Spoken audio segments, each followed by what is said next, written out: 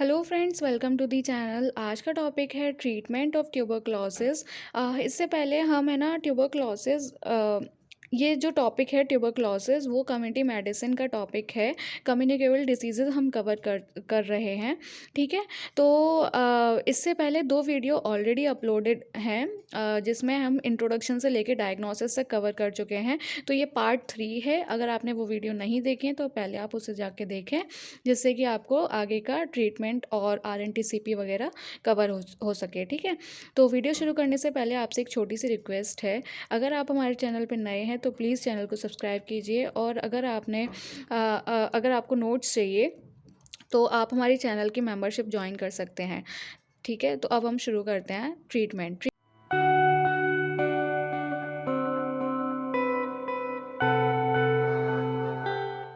Treatment में हम chemotherapy prefer करेंगे। कीमोथेरेपी जो है वो एक्टिव ट्यूबरक्लोसिस जो होता है, मतलब हम किस में देंगे कीमोथेरेपी, जो कि एक्टिव ट्यूबरक्लोसिस का केस होगा। ठीक है। जिसमें है ना हमें पूरे साइन और सिम्टम्स दिख रहे होंगे, हम उसमें कीमोथेरेपी देंगे। तो ऑब्जेक्टिव क्या है, मतलब हमारा एम क्या है इस ट्रीटमेंट के लिए, कि हमें ना सारे फास्ट बेसिलाई और फास्ट मल्टीप्लाइंग बेसिलाई और स्लो मल्टीप्लाइंग बेसिलाई को एलिमिनेट करना है। ये हमारा मेन एम है। ठीक है। एंटी ट्यूबरकुलर ड्रग्स कौन सी होती हैं? बैक्टीरिसाइडल और बैक्टीरियोस्टैटिक ड्रग्स हैं। इसको हम राइप से याद कर सकते हैं। रिफैम्पिसिन, आइसोनियाजिड, पायराजिनामाइड और स्ट्रेप्टोमाइसिन, इथैम्ब्यूटॉल। ये first line anti tubercular drug हैं। ठीक है। Second line anti tubercular drugs जो हैं, ciprofloxacin, ofloxacin, kanamycin, amikacin, capreomycin, thioacetazone, PAS, cycloserine और इथेनोमाइड। फर्स्ट लाइन ड्रग में क्या है? फर्स्ट लाइन ड्रग में रिफैम्पिसिन है, जो कि है ना बैक्टीरिसाइडल है और इफेक्टिव। ये ऐसी ही मतलब एक ऐसी बैक्टीरिसाइडल ड्रग है जो कि है ना परसिस्टर्स और डोर्मेंट बेसिलाई के अगेंस्ट एक्ट करती है। ठीक है।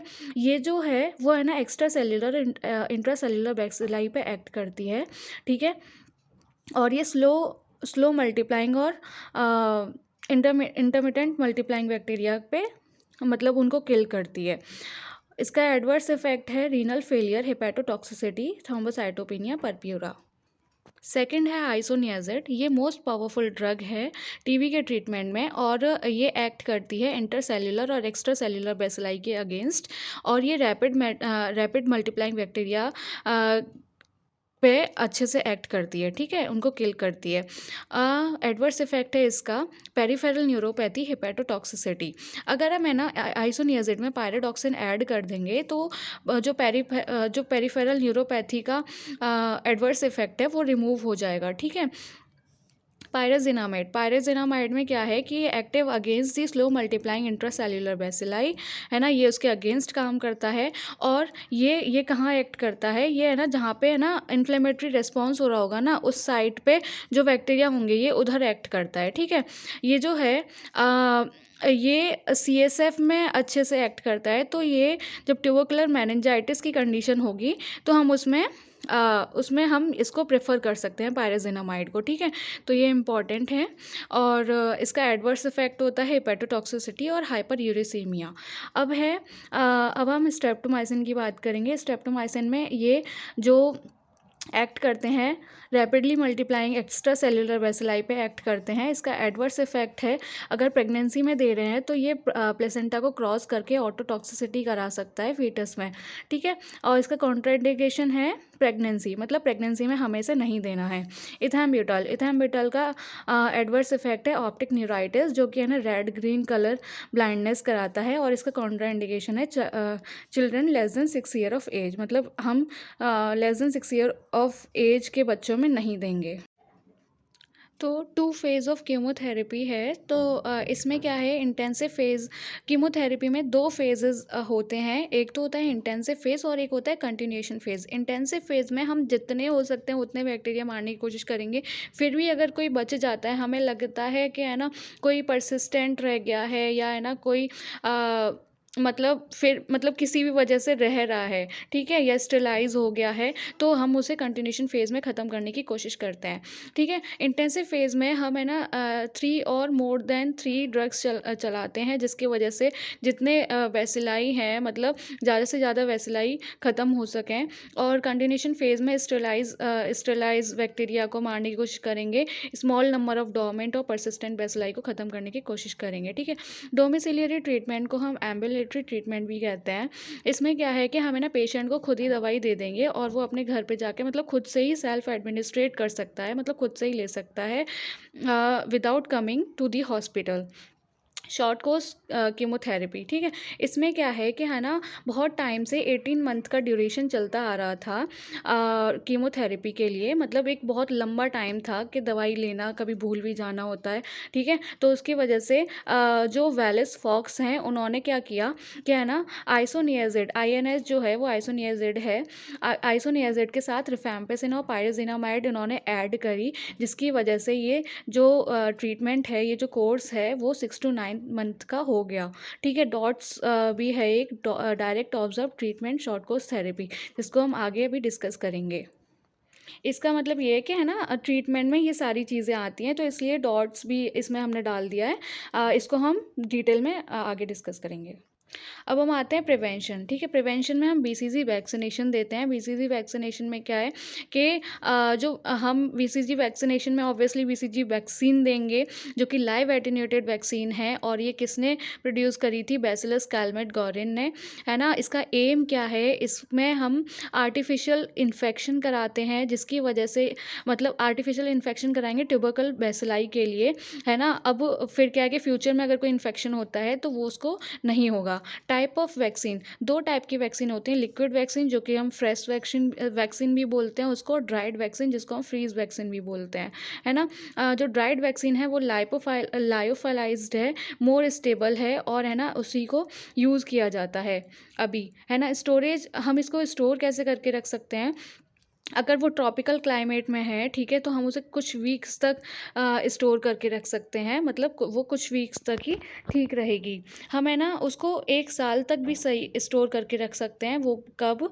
जब है ना, जब हम उसे सनलाइट या फिर डायरेक्ट लाइट से बचा के रखें और उसको 10 डिग्री सेल्सियस पे उसको स्टोर करके रखें, ठीक है। तो और क्या है कि है ना ये अगर हम इसको है ना लाइट से बचा के रखते हैं, लाइट से बचा के अगर स्टोर करते हैं तो ठीक है, तो इस मतलब अ, उसे कैसे बचा सकते हैं? ब्लैक क्लॉथ में डबल रेड या ब्लैक क्लॉथ में उसको रैप कर देते हैं डबल लेयर में, है ना। डाइल्यूएंट्स क्या होते हैं? डाइल्यूएंट्स क्या होता है कि जो वैक्सीन होती है वो पाउडर फॉर्म वैक्सीन होती है, तो उसको हम है ना उसको हम किसी में मिला के ही तो इंजेक्ट करेंगे। तो नॉर्मल सलाइन हम मिलाएंगे, पाउडर फॉर्म वैक्सीन बनाए, ठीक है, उसको हम बोलते हैं रिकंस्टिट्यूशन। अब हम डिस्टिल्ड वाटर क्यों नहीं मिला सकते? क्योंकि वो इरिटेशन कॉज करता है। रिकंस्टिट्यूटेड वैक्सीन में be used within the 3 hour. अगर हमने उसमें डाइल्यूएंट्स मिला दिए हैं तो हम उसको केवल 3 घंटे के लिए ही यूज़ कर सकते हैं। डोज क्या होती है इसकी? 0.1 mg इन 1 ml वॉल्यूम, है ना। मतलब 0.1 ml वॉल्यूम में हम 0.1 mg देंगे। और न्यू बॉर्न के लिए जो लेस देन 4 वीक का अगर न्यू बॉर्न है तो उसमें 0.05 ml तक की डोज देंगे। अब उसको एडमिनिस्टर कैसे करना है? रूट इंट्राडर्मली देंगे। एक सिरिंज होती है जिसको हम बोलते हैं ट्यूबरकुलिन सिरिंज, जो कि है ना ओमेगा माइक्रोस्टेट सिरिंज बोलते हैं उसको। उसमें है ना 26 गॉज की निडल हम यूज़ करते हैं, ठीक है। इसकी साइट क्या है? हम है ना इंसर्ट करेंगे just above the deltoid muscle. जो डेल्टॉइड मसल होगी उसके ऊपर हम इसको लगाएंगे, ठीक है। तो if the vaccine is injected subcutaneously, अगर वैक्सीन को सबक्यूटेनियसली दिया जाता है तो उसे एब्सेस बनने के चांसेस हो सकते हैं, ठीक है। एज तो हम इसे बर्थ पे भी लगा सकते हैं, नहीं तो है ना 6 वीक के अंदर लगा सकते हैं DPT और पोलियो वैक्सीन के साथ। प्रोटेक्टिव वैल्यू, तो इसमें है ना 15 to 20 ईयर के 15 टू 20 ईयर तक इसकी प्रोटेक्शन वैल्यू है, मतलब इतने टाइम तक इसका इन्फेक्शन नहीं होगा। अब क्या होता है कि वैक्सीनेशन के बाद हमारी बॉडी में क्या रिएक्शन होता है? तो अगर है ना वैक्सीन इंट्राडर्मली इंजेक्ट हुई है तो 2 to 3 वीक के बाद जो पैप्यूल्स हैं वो डेवलप होंगे और वो साइज़ में इंक्रीज़ होते चले जाएंगे और साइज़ कितना होगा 4 to 8 mm, और ये 5 वीक तक इतना 4 to 8 mm बढ़ जाएगा। ठीक है, पैप्यूल्स फिर बाद में अल्सरेशन होगा पैप्यूल्स के बाद, और फिर हीलिंग होगी 6 to 12 वीक के अंदर, और फिर हीलिंग के बाद एक छोटा सा स्कार बन जाएगा 4 to 8 mm डायमीटर का, जो कि हमारे होता है, हमने सबने देखा है। अब इसके कॉम्प्लिकेशंस क्या हैं? कॉम्प्लिकेशन में क्या है कि है ना, अल्सरेशन करा देता है। ठीक है, सप्यूरेटिव लिम्फेडिनाइटिस, ऑस्टियोमाइलिटिस और डिसएमिनेटेड बीसीजी इन्फेक्शन, और उसके बाद डेथ भी हो सकती है। कॉन्ट्राइंडिकेशन हमें किस में नहीं देना चाहिए? Generalized eczema, infected dermatosis, gamma globulinemia में हम नहीं देंगे। पेशेंट की अगर हिस्ट्री होगी मतलब उसकी इम्यूनिटी कम होगी तो हम उसमें नहीं देंगे, है ना, और प्रेगनेंसी में नहीं देंगे। अब हम आते हैं RNTCP। RNTCP क्या होता है कि revise national tuberculosis control programme. ये एक प्रोग्राम है जो कि ट्यूबरक्लोसिस के लिए चलाया जाता है ना। सबसे पहले था NTP जो था वो 1962 में बना था, लेकिन है ना, लेकिन उसमें कुछ कमियां थी जिसकी वजह से government of India, WHO, world bank ने मिलकर NTP को RNTCP में मॉडिफाई किया, NTP को मॉडिफाई किया RNTCP में, और ये हुआ 1993 में। इसके ऑब्जेक्टिव क्या है, एम क्या है? जो टीबी से इन्फेक्टेड केसेस हैं उनमें हमको 90% क्योर रेट लाना था। मतलब ये है कि अगर 100 केस हैं तो हमें कम से कम उसमें 90 केसेस को हमें सही करना था, टीबी नेगेटिव करना था डॉट्स की हेल्प से, है ना। डॉट्स एक थेरेपी है, वो हम अभी आगे करेंगे, है ना। इसमें क्या थी, पेरिफेरल हेल्थ फंक्शनरीज इन्वॉल्व थी। मतलब क्या था कि है ना, जो PSC CSC ये सब नहीं होते, आशा वगैरह, इन सब को मतलब छोटे छोटे गांव में जाके हमें उनको दवाई प्रोवाइड करनी थी, हमें उनको जागरूक करना था। तो जिसकी वजह से जो क्योर रेट है वो हम कम करने की कोशिश करते हैं। ठीक है, augmentation of case finding activities through quality sputum microscopy to detect at least 70% cases. मतलब क्या है कि हम स्पूटम माइक्रोस्कोपी कराएंगे और है ना, जो बेसिलाई है उसको, है ना, उसको फाइंड करेंगे, जिसकी वजह से हम कम से कम 70% केसेस को डिटेक्ट कर सकें। RNTCP का इंफ्रास्ट्रक्चर क्या है? जो RNTCP है उसने, है ना, माइक्रोस्कोपी सेंटर बनाए जिसको हम बोलते हैं डिज़ाइनेटेड माइक्रोस्कोपी सेंटर, हम शॉर्ट में उसको DMC बोलेंगे, जिसमें कम से कम 1 लाख पॉपुलेशन आती है। 1 माइक्रोस्कोपी सेंटर में कितनी पॉपुलेशन आती है? 1 लाख। फिर एक, है ना, सीनियर TB लेबोरेटरी सुपरवाइज़र के अंदर आते हैं 5 माइक्रोस्कोपी सेंटर। देखिए 5 माइक्रोस्कोपी सेंटर जो हैं 1 STLS के अंदर आते हैं। ठीक है, मतलब 5 माइक्रोस्कोपिक सेंटर को एक STLS सुपरवाइज करेगा। ठीक है, तो क्या हुआ इसका मतलब 1 STLS के अंदर 5 लाख पॉपुलेशन आएगी, क्योंकि 1 DMC में आ रही है 1 लाख पॉपुलेशन, है ना। तो 5 DMC में कितनी आएगी? 5 लाख पॉपुलेशन, है ना। तो जो STLS है वो कम से कम, वो मतलब सारी पॉजिटिव स्लाइड्स को रीचेक करेगा, है ना। जो यहाँ से हमने डिटेक्ट किए हैं, जो यहाँ से हमने टेस्ट किए हैं, वो सारी पॉजिटिव स्लाइड्स STLS पे जाएंगी और 10% नेगेटिव स्लाइड्स को चेक करेगा। ठीक है, STLS का काम क्या है? सारी पॉजिटिव स्लाइड्स को रीचेक करना और, है ना, 10% स्लाइड्स को भी उसको देखना। ठीक है, नेगेटिव स्लाइड्स को। जो प्रोफाइल है RNTCP का, मतलब उसके अंदर कौन कौन से यूनिट्स आती हैं। ठीक है, स्टेट ट्यूबरक्लोसिस ऑफिस आती है, ये RNTCP की बात कर रहे हैं। इसमें कौन कौन से हेडक्वार्टर्स या फिर बोलें ऑफिसेज आते हैं? तो state tuberculosis office, state tuberculosis training and demonstration centre, district tuberculosis centre जिसको हम DTC बोलेंगे, है ना, ट्यूबरक्लोसिस यूनिट जिसको हम TU बोलेंगे, DMC डिज़ाइनेटेड माइक्रोस्कोपी सेंटर, और डॉट्स प्रोवाइडर। सबसे छोटे लेवल पे डॉट्स प्रोवाइडर आते हैं, उससे ऊपर ये ना, मतलब प्रायोरिटी वाइज है, ये लेवल वाइज है। ठीक है, लैब नेटवर्क क्या होता है? मतलब नेशनल लेवल से एक छोटे लेवल तक जो नेटवर्क बना हुआ है कि कैसे मतलब सुपरविजन करना है, कैसे फीडबैक देना है, उसके लिए हम देखते हैं लैब नेटवर्क क्या है। ठीक है, तो सेंट्रल टीबी डिवीज़न है, मतलब एक सेंट्रल लेवल, नेशनल लेवल।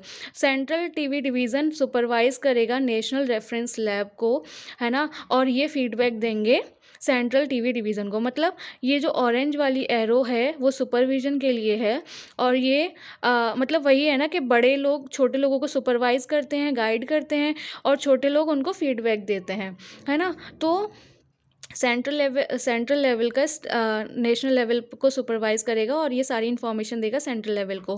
फिर स्टेट लेवल और नेशनल लेवल के बीच में इंटरमीडिएट रेफरेंस लैब होती है। फिर डिस्ट्रिक्ट टीबी सेंटर्स होंगे, ठीक है? स्टेट लेवल के बाद कौन से होते हैं? डिस्ट्रिक्ट टीबी सेंटर, और उनसे छोटी यूनिट होती है ट्यूबरक्लोसिस यूनिट, है ना?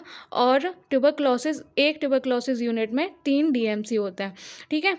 तो डीएमसी 1 डिस्ट्रिक्ट माइक्रोस्कोपी सेंटर 1, 2, 3। अब इसमें क्या है, डिस्ट्रिक्ट से लेके डीएमसी तक कौन कौन सी चीज़ें इन्वॉल्व हैं, मतलब वो क्या करेंगे। जो डिस्ट्रिक्ट लेवल स्टाफ है वो स्पूटम माइक्रोस्कोपी कराएगा, एक्सटर्नल इक्वलिटी असेसमेंट कराएगा, एसटीएलएस है इसमें, और लैब टेक्नीशियंस आते हैं, है ना? अब क्या है, जो यही है कि है ना, जो ऑरेंज वाली लाइन है वो डायरेक्शन ऑफ सुपरविज़न है, और ये डॉटेड जो लाइन है वो डायरेक्शन ऑफ फीडबैक है। छोटे लोग जो होंगे वो बड़े लोगों को फीडबैक देंगे कि हाँ हमने ये काम किया, इतने केसेस आए, और वो फिर ऊपर तक पहुंचाएंगे इन्फॉर्मेशन, और ये फिर और ऊपर तक इन्फॉर्मेशन पहुंचाएंगे। और ये लोग है ना, छोटे लोगों को मतलब छोटी छोटी जगह वाले लोगों को, जो सेंटर्स हैं उनको ये सुपरवाइज़ करेंगे कि आपको ये करना है, इतने टाइम में आपको इतना कवर करना है, ठीक है? तो इसमें लैब नेटवर्क यही है, इसमें इससे ज़्यादा इन्फॉर्मेशन की कुछ नीड नहीं है। अब हम देखते हैं डायग्नोसिस कैसे करते हैं आरएनटीसीपी में। देखिए, कफ का स्पूटम, मतलब कफ को हम टेस्ट करने के लिए भेजेंगे। कम से कम 2 वीक से ज़्यादा खांसी आ रही हो, या फिर 2, मतलब जो मिनिमम होता है वो 2 वीक होता है ना? तो उसके 2 स्पूटम स्मीयर बनाएंगे, है ना? अगर एक या दो दोनों पॉजिटिव आ जाते हैं तो ये कंडीशन, और अगर दोनों ही नेगेटिव आते हैं तो वो अलग कंडीशन, ठीक है? अगर एक या दोनों पॉजिटिव आ जाएंगे तो हम उसे स्मीयर पॉजिटिव टीबी मान लेंगे और उसमें पूरा ट्रीटमेंट चलाएंगे। अगर दोनों ही नेगेटिव आ जाते हैं तो एंटीबायोटिक देंगे 10 to 14 डेज तक के लिए, क्योंकि कफ तो हो रहा है तो कम से कम कफ ख़त्म होने तक का तो वेट करेंगे, है ना? तो देखेंगे कि 10 to 14 डेज़ तक एंटीबायोटिक चलाएंगे। अगर सिम्टम्स फिर भी रहते हैं तो है ना, हम दोबारा उसका स्मीयर एग्जामिनेशन करेंगे।